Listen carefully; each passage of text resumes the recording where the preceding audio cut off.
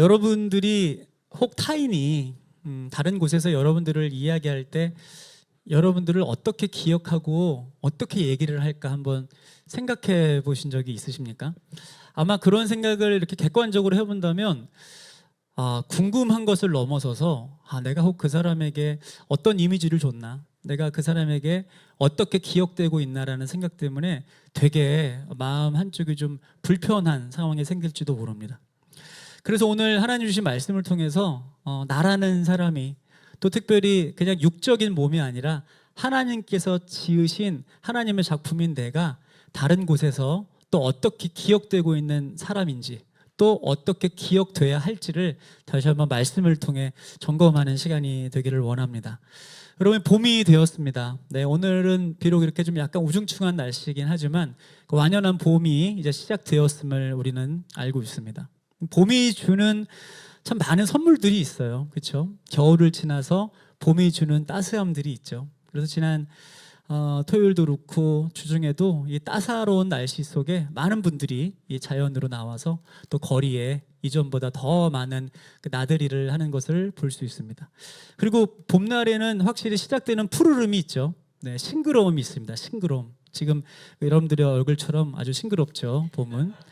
그리고 봄날에는 꽃향기가 있습니다. 네, 수많은 또 자연의 꽃들이 피어나면서 그 아름다운 향기, 꽃 하나하나의 이름은 다 알 수 없어도 그 향기들이 어우러져서 봄이 주는 너무나 멋진 그런 선물을 우리가 경험하고 살아가는 것 같습니다. 그래서 여러분, 봄날에 축제가 많은 거예요. 그렇죠? 새롭게 시작하는 이 봄날에 이 봄이 주는 선물을 우리 많은 사람들이 더 누리고 싶어서 곳곳에 축제들이 많이 있습니다. 여러분, 오늘 우리에게 정말로 이 예배가 하나님께서 허락해 주시는 은혜의 축제 되기를 축복합니다. 네, 이 봄날이 주는, 자연이 주는 아름다움과 여러 가지 선물이 있지만 그것과는 비교할 수 없는, 주님이 이 자리에 함께 하셔서 우리에게 은혜 주시고 회복 주시고 감동 주시고 또 치료의 모든 것들을 허락해 주시는 것을 예배 가운데 느끼며, 하나님이 나를 살려주시려고 오늘 나에게 영적인 축제를 준비하셨구나. 네, 이 감사의 고백이 이 자리에 있는 여러분들의 입술로부터 주님 앞으로 드려질 줄 믿습니다. 그런데 여러분, 우리가 아무리 이 봄날에 꽃이 아름답다고 말하지만, 아무리 정말 저 꽃은 이름이 뭐지? 왜 이렇게 아름답지? 하는 감탄을 자아내게 만드는 꽃을 만난다 하더라도 꽃보다 아름다운 것이 무엇입니까? 네? 꽃보다 아름다운 게 뭐예요? 사람입니다. 네. 꽃보다 아름다운 것이 바로 주님이 친히 당신의 손으로 창조하신 이 자리에 있는 여러분들이라는 사실이죠. 네, 우리가 이 대목에서 인사 안 할 수 없죠? 서로 바라보면서 인사합니다. 당신이 꽃보다 아름답습니다.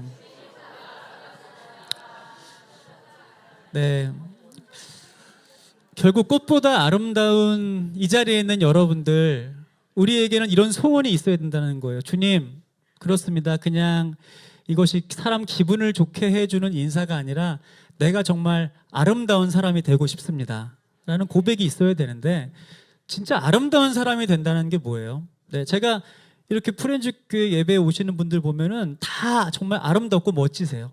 근데 제가 느끼는 지점은 뭘까요? 즉, 겉으로 드러나고 겉으로 느껴지는 아름다움이 저에게 전해지는 거예요.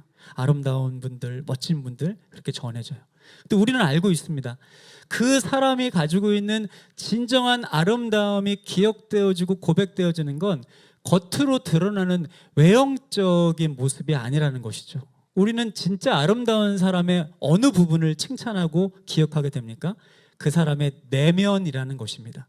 그 사람의 내면이, 그 사람의 성품이 얼마나 아름다운지 우리 그걸 경험하게 된다면 그때부터 그 사람을 기억하고 칭찬하게 되는 일들이 반드시 일어나게 된다는 것이죠.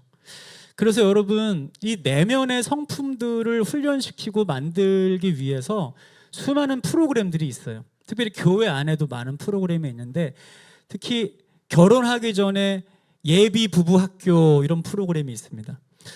그 부부 학교에 가서 이제 결혼을 하게 되면 신랑이, 신부가 어떤 걸 준비해야 돼요, 어떤 결혼의 꿀팁을 알려주는 게 아니라 지금까지 나 혼자 살았어요.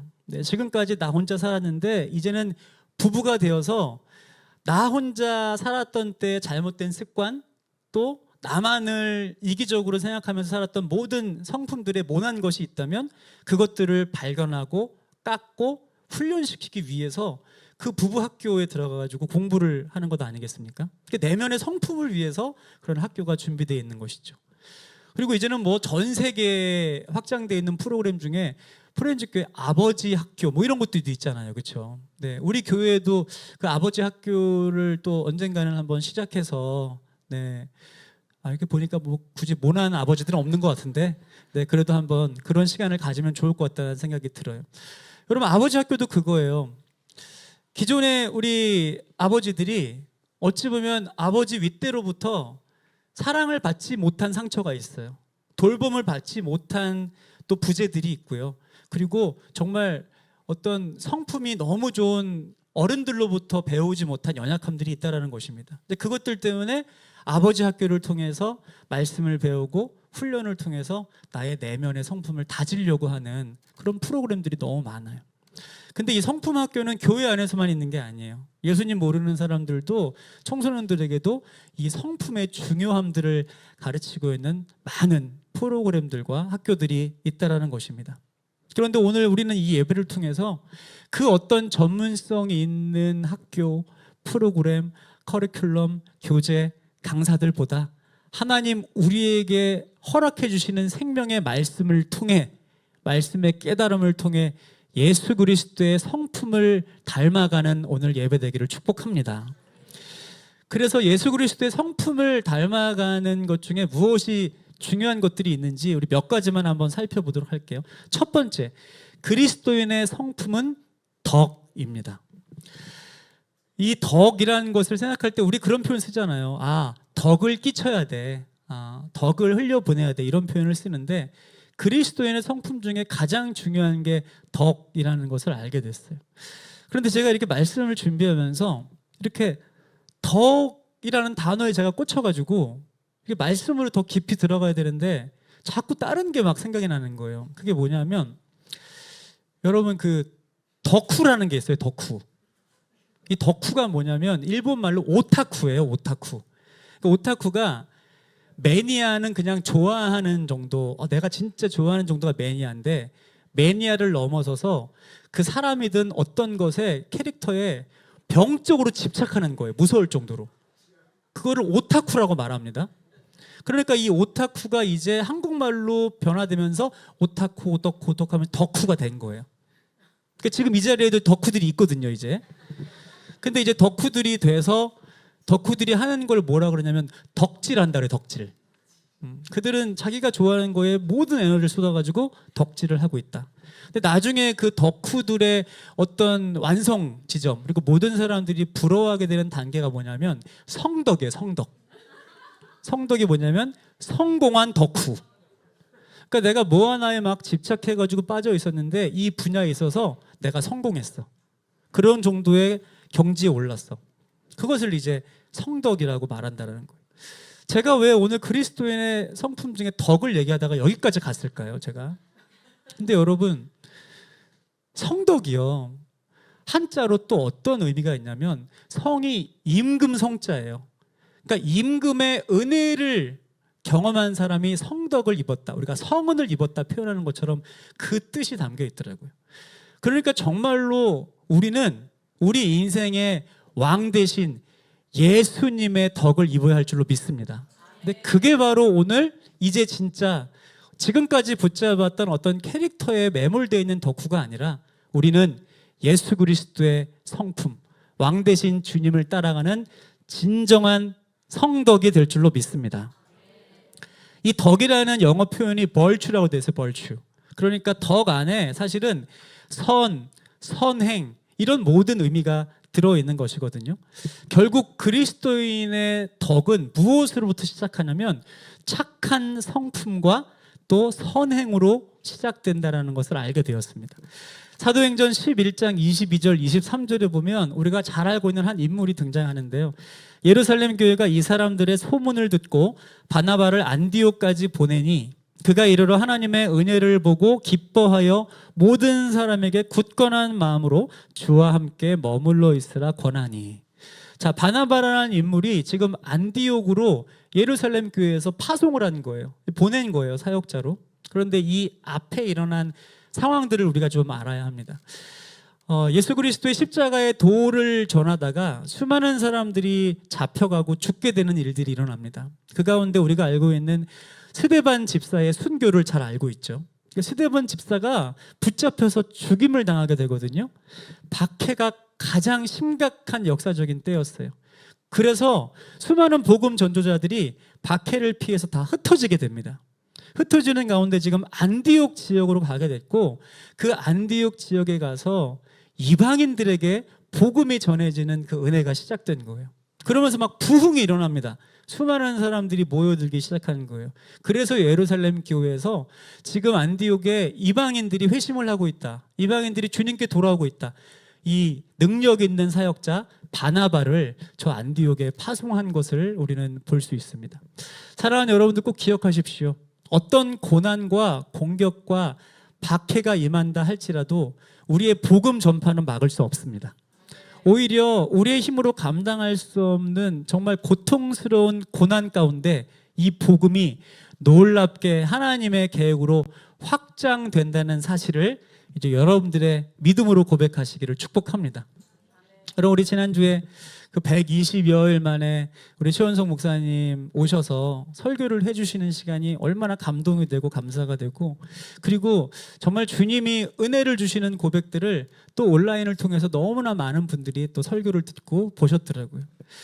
우리는 알고 있습니다. 목사님의 이 고난을 통해 우리는 그때 참 아프고 속상했지만 하나님은 그 고난 이면에 하나님의 놀라운 복음의 계획들을 가지고 계셨다라는 것을 말이죠. 근데 놀라운 건요, 우리 목사님이 사고를 당하시고 많은 분들에게 기도를 부탁하는 상황 가운데 저희가 요청을 드린 게 있어요. 어떤 요청이었냐면, 여러분 기도해 주십시오. 우리 최원석 목사님과 함께 기도해 주시고 또 목사님이 회복될 수 있도록 여러분 함께 해주세요. 그래서 SNS에 저도 글을 올리고 수많은 사람들이 글을 올렸어요. 그러니까 제 글을 공유한 분들도 있고. 근데 참 신기하고 놀랍게도 최원석 목사님의 사고 소식을 통해서 우리 프렌즈 교회를 알게 된 분들이 많아요. 그리고 그 가운데서 최원석 목사님의 사고를 통해서, 아, 목사님이 이렇게 안타까운 일을 당하셨구나, 아, 이런 프렌즈 교회가 있구나, 그것을 보시고 저희 교회로 오신 분들이 또 몇 분이 계십니다. 그러니까 이게 참 놀라운 거예요. 우리 목사님의 사고 소식을 통해 복음이 전해지게 되고 교회를 찾고 있었던 분이 우리 교회로 오게 되었다라는 것이죠.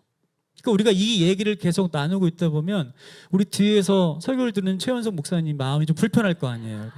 그러니까 내가 계속 고난을 당해야 된다는 것인가. 지금 내가 아파가지고 몇 사람이 왔는데 그럼 내가 이런 고난을 한 번으로 족합니다. 근데 중요한 건 우리가 여기서도 발견을 할 수 있다는 것입니다. 사랑하는 여러분, 그런데 오늘 그 바나바가 어떤 인물로 소개되어 있는지를 우리가 더 중요하게 봐야 된다는 것이죠. 사도행전 11장 24절인데요. 우리 같이 한번 읽어볼게요. 함께. 바나바는 착한 사람이요 성령과 믿음이 충만한 사람이라. 이에 큰 무리가 죽게 더하여지더라. 아멘. 바나바를 이렇게 소개를 하고 있는데요. 착한 사람이고 성령과 믿음이 충만한 사람이라고 소개하고 있습니다. 그래서 이 바나바라는 사역자를 통해 많은 무리가 죽게 더하여지는 은혜가 있다라고 이야기를 하고 있어요. 근데 우리는 분명히 알아야 합니다. 바나바가 그냥 착하고 성품 좋은 사람이었다고 하나님께서 무리를 더하게 하시는 게 아니에요. 그리고 바나바가 성령 충만하고 믿음 충만한 사람이라고 그래서 사람을 더해 주시는 게 아니에요. 지금 정확하게 복음으로 말미암아 주어진 인성과 영성의 완벽한 밸런스를 갖추고 있다는 것이에요. 사람들에게 인정받을 만한, 칭찬받을 만한 착한 성품을 가진 사람이었고요. 또 주님께서 주신 성령의 은혜로 말미암아 성령 충만, 믿음 충만했다라는 것입니다. 지금 이 자리에 있는 우리에게 주님이 주시는 참 중요한 메시지라고 생각합니다. 사랑하는 여러분, 우리가 아무리 믿음 생활 잘하고 또 성령의 충만을 경험했다고 해서 여러분들이 살아가는 삶의 자리와 관계 속에서 여러분들의 성품이 그들에게 인정받지 못하고 그들에게 우리의 인성이 참 안타깝게 고백되어지고 있다면 절대로 예수 그리스도의 복음과 그 은혜는 흘러가지 못할 것입니다. 그런데 반대로요, 여러분들이 인성이 너무 좋아요. 성품이 너무 좋아요. 정말 법 없이도 살 수 있는 사람인 걸 다 알고 있어요. 그런데 그렇게 성품 좋은 사람에게도 예수 그리스도의 십자가의 은혜와 성령님의 능력이 임하지 않으면 그를 통해서 절대로 복음의 확장성은 일어날 수 없게 되는 것입니다. 오늘 귀한 예배를 드리는 사랑하는 프렌즈의 예배자들에게 하나님께서 허락하시는 이 놀라운 인성과 영성의 완전한 균형이 다시 한번 시작되기를 예수님의 이름으로 간절히 축복합니다. 결국 바나바를 통해서 그 바나바가 어떤 역할을 했는지가 우리에게 주는 또 다른 도전인 것이죠. 여러분, 바나바를 생각하면요, 사실은 바나바가 아니었으면 사도 바울이 이렇게 귀한 복음의 열정을 가진 사역자로서 또 바울의 신학을 정립하는 사람으로서 세워질 수 없었다는 걸 우리는 알아야 돼요. 사울이 원래 어떤 사람이었습니까? 예수님의 십자가를 전하는 사람을 잡아다가 죽이던 사람이었어요. 그런데 그 사울이 다메섹 길 위에서 예수님을 만납니다. 아주 극적인 회심을 하게 되거든요. 근데 극적인 회심 이후에 정말 나는 평생을 예수님을 전하는 인생이 되겠다라고 그 함께 예수님의 복음을 전하는 사도들의 무리로 들어오게 됩니다. 그런데 그 사도들의 반응은 너무나 당연한 반응이죠. 아니, 얼마 전까지 우리를 잡아다가 죽이는 사람이고 얼마 전에 스데반을 잡아서 죽인 사람이다. 저런 사람이랑 우리가 어떻게 사역을 할 수 있냐. 완강하게 반대를 하고 있는 분위기였어요. 그때 바나바가 그 가운데서 중재를 하게 됩니다. 분명히 지금 사울은 예수님을 만나서 이제 바울의 삶이 되었고, 그리고 그 바울을 만나준 예수 그리스도의 놀라운 사랑과 위대한 계획이 우리와 함께 동역 가운데 펼쳐질 것이다. 그 중간에 엄청난 브릿지 역할을 해줬다라는 거예요. 그게 바로 인성과 영성을 균형 있게 겸비한 바나바의 역할이었습니다. 또 우리가 알고 있는 사건이 뭐가 있어요? 1차 전도 여행에서 원래 바울과 바나바와 마가라고 하는 요한이 함께 동행을 하게 되다가, 여러분, 지금 선교도 힘든데 당시에 전도 여행이 얼마나 힘들었겠어요. 그래서 전도 여행 중간에 마가 요한이 그 전도팀에서 빠지게 됩니다. 근데 사실은 빠지면서 사도 바울 안에는 그 마가 요한을 향한 안 좋은 감정이 있었던 거예요. 모두가 다 힘든데 저만 힘들다고 저렇게 빠져나가는 것에 대한 이 꽁한 마음이 있었다라는 것이죠. 그래서 나중에 2차 전도 여행을 준비하게 돼요. 그래서 바울이 바나바와 함께 우리 2차 전도 여행을 갑시다 했을 때 바나바가 다시 마가 요한을 이야기하는 거예요. 우리 이번에 마가 요한이 또 우리에게 많은 도움을 줄 수 있으니 함께 갑시다 라고 제안했을 때 사도 바울은 어떻게 해요? 아, 싫다 나는. 그때 우리랑 같이 그 고생할 때 혼자 편하자고 떠난 사람이다, 그만둔 사람이다. 나는 절대로 마가 요한이랑 함께 가지 않을 것이다. 그것을 통해서 둘이 의견의 대립이 있다가 나중에 다툼이 일어나고 오히려 갈라져서 서로의 사역지로 간 것을 알 수 있습니다. 사랑하는 여러분, 이 상황을 보면서 우리가 사역을 할 때 그리스도인의 덕을 정말로 끼쳐야 될 때가 언제인지를 보게 된다는 것이죠. 만약에 우리가 이번에 캄보디아 선교를 갔다 왔는데 선교를 하다 보면 여러 가지 상황으로 연약한 상황과 연약한 모습이 보일 때가 분명히 있다라는 거예요. 근데 그 다음에 선교를 갈 때 그 한 포인트를 마음에 계속 품고 있다가, 아, 이번에는 그 사람은 뺐으면 좋겠어. 그 사람은 안 데리고 왔으면 좋겠어. 여러분, 이게 어디에 집중하는 거예요? 업무, 일에 집중하다 보니까 나온 결과물들이 모든 사역의 준비에 제일 중요한 역할을 감당한다는 거예요. 사랑하는 여러분, 우리의 사역은 하나님께서 세우신 아름다운 관계 가운데 연결되는 줄 믿습니다. 그래서 교회 사역과 하나님의 사역은 관계 중심적인 게 사실 맞아요. 그래서 당장 눈앞에 보이는 결과물들을 데이터 삼아서 이래서 저 사람은 안 돼, 라고 일의 효율과 업무로 가지 마시고, 연약하고 분명히 부족한 부분이 있어도 다시 한번 주님 주신 마음으로 한 번 더 기회를 주고 용납할 때 그 귀한 존재가 더욱더 하나님의 손에 붙들려져서 쓰임받게 될 줄로 믿습니다. 저는 이 자리에 함께 하고 있는 프렌즈 예배자들 안에 진짜 필요한 게 바로 그리스도, 예수 그리스도를 닮은 귀한 이 성품, 덕인 줄 믿습니다. 근데 돌아보니까요, 바나바란 이름 안에 너무 귀한 의미가 담겨 있더라고요. 바나바의 이름 뜻, 바로 위로의 사람이에요. 위로의 사람.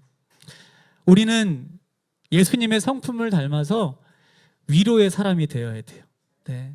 정죄할 만한 일이 있어도, 네, 손가락질 할 만한 일이 생겨도 한 번 더 다시 한번 용납해주고 기회를 주고 그 위로가 그 사람을 덮을 때 더욱더 위기를 극복하는 놀라운 하나님의 사역들을 경험하게 될 것입니다. 두 번째요, 그리스도인의 덕은 믿음을 통해 확장된다라는 것을 우리가 알게 되었습니다. 믿음을 통해 확장된다. 베드로후서 1장 5절 상반절 보니까요, 이렇게 되어 있죠. 같이 한번 읽어볼게요. 그러므로 너희가 더욱 힘써 너희 믿음에 덕을 더하라. 아멘. 모래 위에 집을 지으면 이 집이 당장은 괜찮지만 나중에 어떤 일이 일어납니까? 비가 오고 바람이 불고 홍수가 나면 당장에 아무 문제도 없었던 집이 무너지게 되는 것을 우리가 너무 잘 알고 있습니다. 예수님이 이 비유를 통해서 집을 어디에 지어야 되는지를 우리에게 정확히 도전하고 계시잖아요. 집은 반석 위에 지어져야 흔들림이 없다라는 것입니다. 그렇다면 예수님이 말씀하시는 게 어떤 건축학적으로 건축학의 기초 개념을 우리에게 설명해 주신 게 아니잖아요. 우리의 믿음의 반석 위에 주님께서 주신 모든 선물들이 더해야 어떤 외부로부터 어려움과 환경적 고통이 올 때에도 믿음의 반석 위에 흔들림 없이 든든히 세워져 갈 줄 믿습니다. 여러분, 세상 우리 예수님 모르는 바깥에 있는 사람들도요, 덕을 쌓으려고 열심히 노력해요. 네, 덕의 중요성을 알고 있다고요. 그러니까 미덕이라고 표현을 하는 것처럼 덕을 쌓게 되면 복을 받게 된다라는 그 귀한 의미의 정신들을 다 알고 있습니다. 그런데 인간적인 욕심과 내 노력과 내 열심과 어떤 훈련으로 덕이 쌓여지게 되잖아요. 그러면 당장에는 괜찮아 보여요. 하지만 내가 감당하지 못할 큰 문제와 어려움이 비바람처럼 홍수처럼 나를 덮치게 될 때, 그때 바로 모든 쌓아놨던 덕이 한순간에 허물어지는 거예요. 오직 예수님이 기초 되신 믿음의 반석 위에 모든 은혜의 덕이 쌓여질 때 어떤 외부의 공격에도 흔들림 없이 든든히 세워져 갈 줄로 믿습니다. 근데 여러분, 이 덕을 무너뜨리게 하는 가장 우리가 경계해야 될 것이 여러분 뭔지 아십니까? 어떤 대단한 위협이 아니에요. 우리가 이렇게 덕을 쌓아갈 때 한순간에 이거를 허물어뜨리는 가장 위험한 경계, 바로 내 입술의 말이더라고요. 내 입술의 말 한마디로 내가 지금까지 아름답게 쌓아놨던 덕이 한순간에 무너지는 것을, 또 누군가에게 우리가 지금까지 열심히 다해 끼쳤던 예수님의 사랑이 한순간에 다 사라져버리게 되는 것을 경험하게 됩니다. 에베소서 4장 29절 말씀입니다. 무릇 더러운 말은 너희 입 밖에도 내지 말고 오직 덕을 세우는데 소용되는 대로 선한 말을 하여 듣는 자들에게 은혜를 끼치게 하라. 아멘. 여러분, 더러운 말이라고 말하니까 뭐 너무 광범위하기도 하고, 또 우리 자신을 볼 때 내가 뭐 그렇게 더러운 말은 안 하는데 라는 그런 자체 점검을 하실지도 모르겠어요. 그런데 오늘 성경에 말하는 더러운 말은 뭐냐면요, 주님께서 우리에게 가르쳐 주신, 주님께서 전하길 원하시는 말 이외의 모든 것이 사실은 더러운 말이에요. 그리고 악한 말들이 있어요. 어떤 악한 말 안에는 그 사람에 대한 미움이 담겨 있고요, 그 사람에 대한 이 삐뚤어진 마음이 담겨 있어서 악하게 흘러가는 거예요. 그 악한 말이 흘러갈 때 모든 덕이 한순간에 무너지게 됩니다. 그리고 세상에 정욕이 담겨져 있는 음란한 말, 이것을 통해서도 모든 덕이 사라지게 되는 것이죠. 제일 중요한 것, 교회 공동체 안에서 우리가 정말 조심해야 되는 걸 알면서도 자주 놓치는 것이 뭐예요? 내가 알고 있어도 전하지 말아야 될 것을 전하면서 그때부터 문제가 생기는 거예요. 굳이 하지 않아도 될 말을 아끼고 참아야 되는데 그걸 하지 못해서 모든 덕이 한순간에 허물어지는 것을 보게 됩니다. 저는 이 자리에 함께 예배하는 귀한 하나님의 사람들의 입술에 예수 그리스도의 덕이 충만하시기를 축복합니다. 그래서 잠언 말씀을 보니까요, 우리에게 이렇게 귀한 경고를 하고 있어요. 함께 읽습니다. 마음의 정결을 사모하는 자의 입술에는 덕이 있으므로 임금이 그의 친구가 되느니라. 아멘. 입술의 말만 잘 관리해도 여기도 임금 나오잖아요. 성덕이 되는 거예요, 여러분. 사랑하는 여러분, 어떤 입술의 말이 아름다운 말을 전하게 되고 이렇게 세상 속에서도 멋지고 귀하게 세워지게 됩니까? 내 마음 속에 정결함이 있는지를 발견하게 되는 거예요. 내 마음에 있는 게 그대로 튀어나올 수밖에 없습니다. 그래서 오늘 마음의 정결을 사모한 자의 입술에 덕이 있다고 얘기하는 것이죠. 여러분 안에 하나님께서 채워주시길 원하는 정결함들이 사라지고 세상의 여러 가지 정욕한 것들과 또 세상의 여러 가지 가치관들이 내 안에 채워져 있다면 나도 모르는 사이에 입술의 덕이 아니라 오히려 내 입술의 말로 모든 복을 걷어찰 수 있다는 사실을 다시 한번 두려운 마음으로 우리 자신을 경계하게 되는 이 시간 되기를 예수님의 이름으로 간절히 축복합니다. 우리가 믿음 위에 덕을 쌓아야 된다고 오늘 이야기를 하고 있어요. 믿음 위에 덕을 통해서 신성한 성품, 이 신성한 성품이 뭐냐면 예수 그리스도를 닮아가는 성품이에요. 그 성품을 우리에게 계속해서 채워주신다고 말씀을 하세요. 그래서 오늘 본문 말씀에 보니까 계속 쌓여지고 더해지는 은혜의 선물을 보게 됩니다. 믿음의 위에 덕이 쌓여졌는데 덕 위에 지식을 쌓으라고 이야기를 합니다. 여러분, 이 지식은 우리가 지금 계속해서 습득하고 있는 세상적인 지식이 아니에요. 바로 하나님의 지혜입니다. 하나님의 지혜는 가장 구체적으로 영적인 분별력으로 우리에게 주어지게 됩니다. 오늘도 우리가 듣고 있는 말씀이 하나님이 주신 지혜로 영적인 분별력으로 우리에게 들어오지 않으면 잘못된 적용으로 계속해서 살아가는 거예요. 그래서 사실 이 시대의 수많은 거짓 교사들, 이단들이 그냥 생겨난 게 아니라 똑같은 말씀을 보는데 이 말씀이 나에게 어떤 메시지로 하나님의 마음으로 전해지는지를 분별하지 못하니까 자기 마음대로 해석하는 것이죠. 자기가 사용하고 싶은 대로 악하게 악용하다 보니까 수많은 이단 사이비 거짓 교사들이 생겨나는 거예요. 오늘 이 자리에 있는 여러분 모두에게 믿음 위에 덕 위에 하나님의 지혜, 영적인 분별력 주님이 선물해 주실 줄 믿습니다. 그런데 이런 분별력이 생기다 보면요, 우리가 연약한 사람이다 보니까 나도 모르게 교만해지게 돼요. 그렇죠? 갑자기 지금까지 살았던 어떤 레벨이 다른 레벨들을 경험하게 되는 것이죠. 하나님의 영적 분별력이 임하니까. 그래서 절제가 필요하다는 거예요. 네. 주님이 이런 은혜를 주셨다는 걸 막 표현하고 싶어도, 주님이 이런 특별한 분별력을 주셨다는 걸 사용하고 싶어도 그때 절제를 해야 된다는 겁니다. 아는 게 많고 가진 게 많으면 나도 모르게 오버하게 돼 있습니다. 여러분, 우리 이때 주님이 주시는 절제의 은혜가 필요한 줄 믿습니다. 참 힘든데 절제 위에 또 인내를 더하라고 말씀을 하십니다. 네, 진짜 가장 힘든 부분이죠, 인내. 그런데 오늘 베드로서를 통해 우리에게 도전하시는 아름다운 예수 그리스도의 성품으로 나아가는 가운데 이 인내가 뭐가 있을까요?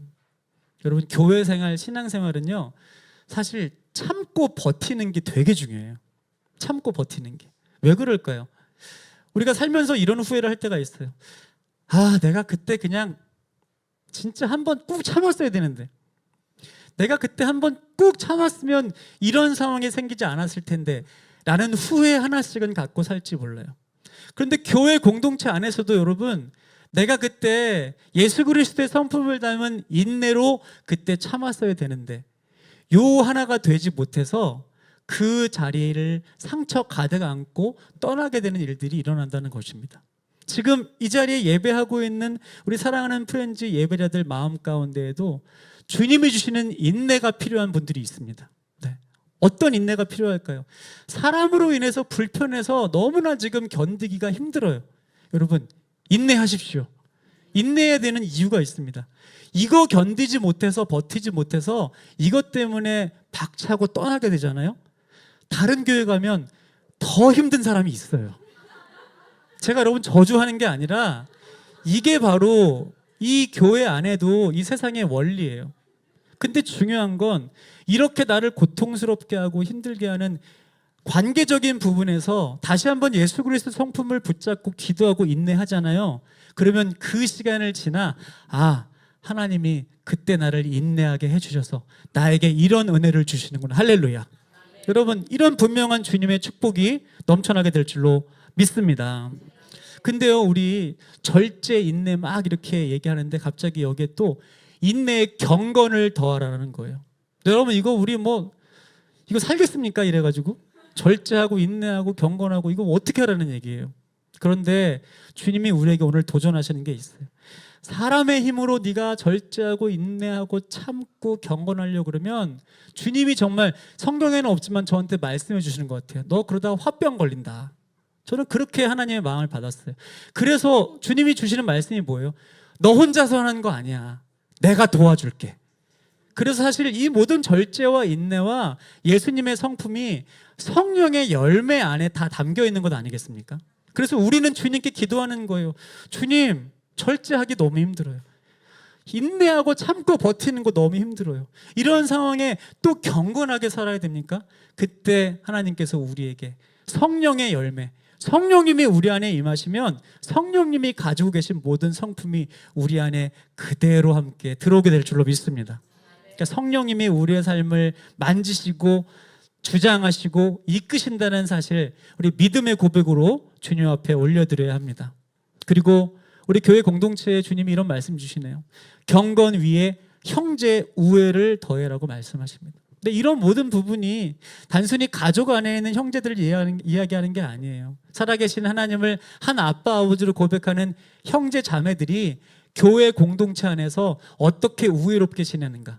그런데 그 우애의 중심에 무엇이 있습니까? 바로 모든 것을 아끼지 않고 우리에게 내어주신 예수님의 사랑. 그 사랑이 우리를 가장 건강하게 세우는 아름다운 공동체 안에 믿음의 덕으로 넘쳐날 줄 믿습니다. 세 번째입니다. 우리 같이 한번 읽어볼까요? 그리스도인의 덕은 미담으로 흘러간다. 여러분, 미담, 이런 미담이 여전히 힘들고 어려운 시대를 잠깐이나마 따뜻하게 마음을 만지고 또 웃을 수 있는 시대를 만드는 것 같아요. 혹시 이 자리에 이렇게 저도 좀 그런 미담을 좀 가지고 있습니다 하는 분들 혹시 계세요?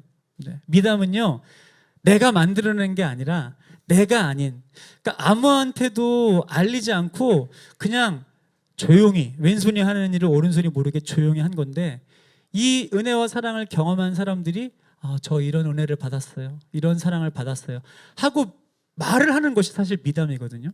그러니까 우리가 알고 있는 것처럼 연예계의 유재석 씨가 사실은 미담 제조기잖아요. 네, 그분의 훈훈한 미담들이 많이 알려져서 저분 정말 따뜻한 사람이구나, 우리 그런 생각을 하게 된다는 거예요. 저는 프렌즈교회 성도님들의 삶의 자리에 여러분들도 모르는 사이에 많은 미담들이 생겨났으면 좋겠어요. 악담 말고요. 미담. 진짜 미담이 생겨나야 합니다. 오늘 그리스도인의 덕이 미담으로 자연스럽게 흘러가야 되는 것을 우리에게 말씀으로 도전하고 있는데요. 사도행전 11장 25절 26절, 바나바가 사울을 찾으러 다소에 가서 만남에 안디옥에 데리고 와서 둘이 교회에 1년간 모여있어 큰 무리를 가르쳤고, 제자들이 안디옥에서 비로소 그리스도인이라 일컬음을 받게 되었더라. 아멘. 이것이 바로 안디옥에서 일어난 미담이에요. 네. 안디옥에 있는 사람들이 저 사람들 뭐야? 저 교회에 모여서 하는 사람들 뭐야? 저 바나바라는 사람 뭐야? 또 사울이라는 사람 뭐야? 저 교회에서 전하는 예수님의 십자가가 뭐야? 이렇게 삐뚤어진 시선으로 계속 보고 있다고요. 근데 그러다가 이 귀한 믿음의 사람들을 통해서 하나님의 은혜와 역사와 덕이 흘러가기 시작하니까 이제 그 사람들을 지켜봤던 사람들의 고백이 비로소 그리스도인, 저 사람들은 아름다운 그리스도인들이구나, 그런 말들이 그들을 통해서 시작되었다라는 것입니다. 사랑하는 여러분, 안 보는 것 같지만 다 보고 있습니다. 안 보는 것 같지만 설해마을의 프렌즈 교회를 주민들이 안 보는 것 같지만 다 보고 있습니다. 네, 다 보면서 분명히 여전히 어떤 사람들은 여기 진짜 건강한 교회 맞아? 여기 뭐야? 이런 시선으로 바라보는 사람들이 분명히 있을지도 모르겠어요. 이 동네 주민들이 프렌즈 교회를 보고 있는 것처럼 신앙이 없는 대한민국의 모든 국민들이 한국 교회를 보고 있습니다. 사실 한국 교회를 열심히 다니는 사람들이 욕하는 게 아니라 교회를 다니지 않는 사람들도 손가락질 하는 거거든요. 교회가 저러면 안 되지 라고 교회의 부정적인 부분들을 그렇게 정죄하고 있는데, 다 보고 있으니까 욕을 하는 거예요. 관심이 없으면 교회가 어떤 실수를 하는지 어떤 잘못을 하는지 알 수도 없다라는 거예요. 우리가 대단한 어떤 목표를 정하고 거창한 것을 만들어서 우리 이것들을 성취함으로 지금까지 덕을 쌓지 못한 부분들을 다시 회복합시다, 우리 그러는 게 아니라 이 자리에 있는 프렌즈의 귀한 예배자들 한 사람 한 사람이 먼저 그리스도의 성품을 닮아 주님이 가르쳐 주신 덕을 하나하나 쌓기 시작할 때, 이제 우리를 여전히 지켜보고 있는 수많은 예수님을 모르는 사람들로부터 저 사람들이 진짜 그리스도인이구나, 저 사람들이 정말 아름다운 그리스도인이구나, 저는 이런 칭찬을 반드시 그들로부터 듣게 될 줄로 믿습니다. 우리가 여전히 이 주일 모든 사람들이 쉬고 있는 이 휴일에 예배를 드리고 있는 것을 사실 예수님 모르는 사람들은 별 관심이 없을 거예요. 오히려 그들에게 있는 수많은 사람들, 수많은 일반 대중들의 현 관심사는 정치, 경제, 문화, 이 모든 부분, 이 세계가 어떻게 흘러가는지 거기에 관심이 제일 많죠. 요즘 우리 모든 사람들에게 가장 공통적인 관심과 이슈 가운데 여러분 뭐가 있습니까? 바로 4차 산업혁명이 있어요. 4차 산업혁명. 근데 이제 올해를 시작하면서 더 넘어가서 이제 5차 산업혁명에 대한 이야기가 벌써부터, 아직 확실히 정립은 되지 않았지만 벌써 이야기가 나오고 있습니다. 수많은 사람들이 여전히 초미의 관심을 갖고 있는 이 4차 산업혁명에 대한 강의들이 너무 많아요. 이 내용들이 많고 책이 너무 많아요. 그만큼 관심이 있으니까 이것들을 화두로 던지는 것 아니겠습니까? 그런데 그 수많은 책과 자료와 정보들을 다 종합해보면 4차 산업혁명에 진짜로 준비해야 될 3가지들을 중요하게 꼽고 있더라고요. 그게 바로 첫 번째는 창의력, 창조력이에요. 두 번째는 역량이에요. 그 사람이 가지고 있는 능력을 이야기하겠죠. 그리고 세 번째는 협업 정신이라고 이 3가지를 꼽고 있더라고요. 근데 저는 이 내용들을 보면서 다시 한번 이 4차 산업혁명 시대에 수많은 사람들이 이 변화하는 정세 속에 관심을 갖고 있을 텐데, 우리 교회가 이 변화하는 시대에 정말로 붙잡아야 할 것은 무엇인가? 이 사람들이 변화하는 시대에 뭐를 준비해야 되고 어떤 직업군이 더 발달하게 되고 세상과 똑같은 관점으로 바라보는 게 아니라 우리 교회가 정말 이 시대에 더 준비하고 더 다져야 될 것은 무엇인가? 바로 그들이 똑같이 고민하고 있는 창의력, 이 모든 세상과 피조물을 창조하신 하나님, 그분으로부터 그 어떤 지식과 어떤 사람으로부터도 시작될 수 없는 놀라운 창조의 역사가 시작될 줄 믿습니다. 진정한 창의력과 창조력을 경험하고 싶다면 살아계신 하나님을 더더욱 붙잡아야 한다는 것이죠. 여러분, 그들이 말하는 역량이 뭐예요? 그들이 말하는 역량, 능력, 사실은 이 역량 안에 가장 중요한 부분이 바로 태도가 아니겠습니까? 태도는 우리에게 오늘 주신 말씀으로 성품으로 단련되어지고 성품으로 쌓여져야 한다는 것입니다. 모든 사람들이 겉으로 드러나는 특별한 기술적인 능력을 가지고 있어도 그 사람 안에 아름다운 성품과 인성이 자리하고 있지 않으면 결국 함께 힘을 모아 함께 새로운 것들을 창조해 나가고 세워나가는 협업 정신에서 분명히 그 사람은 도태되어질 것입니다. 사랑하는 여러분, 오늘 그리스도인이 갖춰야 될 성품, 이 덕을 통해 주님께서 이제 이 혼란하고 어지러운 시대 속에서 우리가 어떻게 살아가야 될지 다시 한번 우리는 흔들림 없이 하나님의 말씀으로 우리의 삶의 중심이 시작되시기를 예수님의 이름으로 간절히 축복합니다.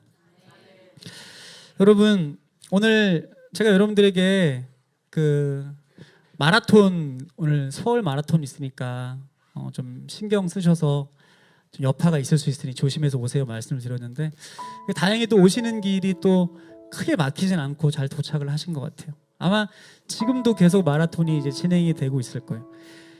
근데 제가 오늘 이 마라톤을 너무 사랑하는 목사로서 이런 고백을 또 이런 나눔을 여러분들과 좀 하고 싶더라고요. 제가 이제 설교회 다녀서 항상 어떤 이런 성품적인 부분, 예수님을 좀 닮아가길 원하는 부분들을 나눌 때 그 말씀을 전하는 저도 답답해요. 뭐가 답답하냐면, 야, 목회자인 내가 이렇게 성품이 안 바뀌나? 오늘 하나하나 다 이야기하면서도 다 걸려요. 야, 진짜 이렇게 부족한 게 나한테 맞나?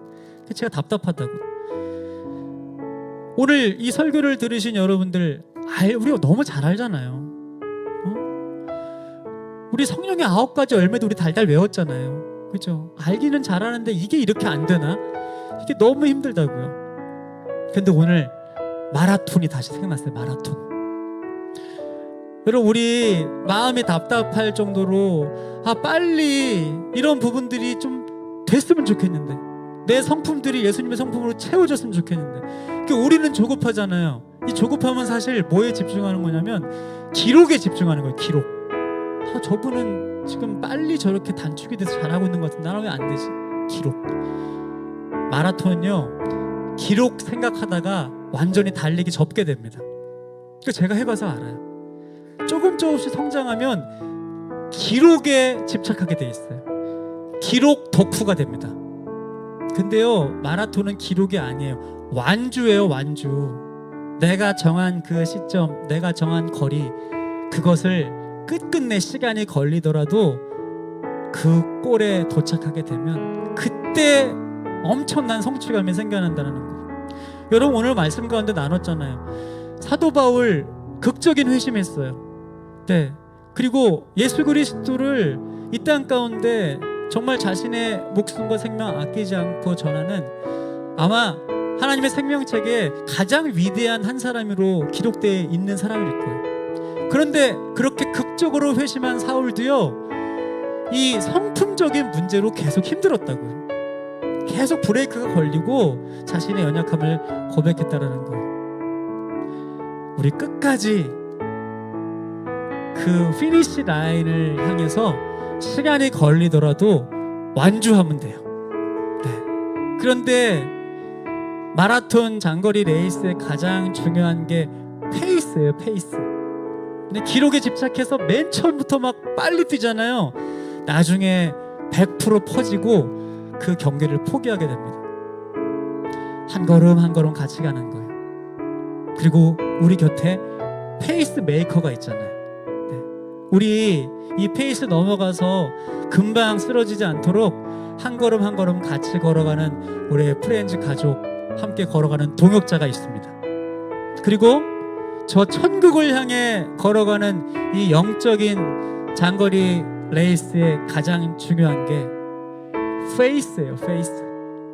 바로 힘들고 어려워도 믿음 붙잡고 가는 거예요. 믿음 위에 덕을 쌓아가고요, 덕 위에 지식을, 절제를, 인내를, 경건을, 사랑을 계속해서 쌓아가며 우리 조금씩 더디더라도 분명히 천국 가는 그날까지 우리는 이 귀한 성품으로 채워져서 반드시 완주하게 될 줄로 믿습니다.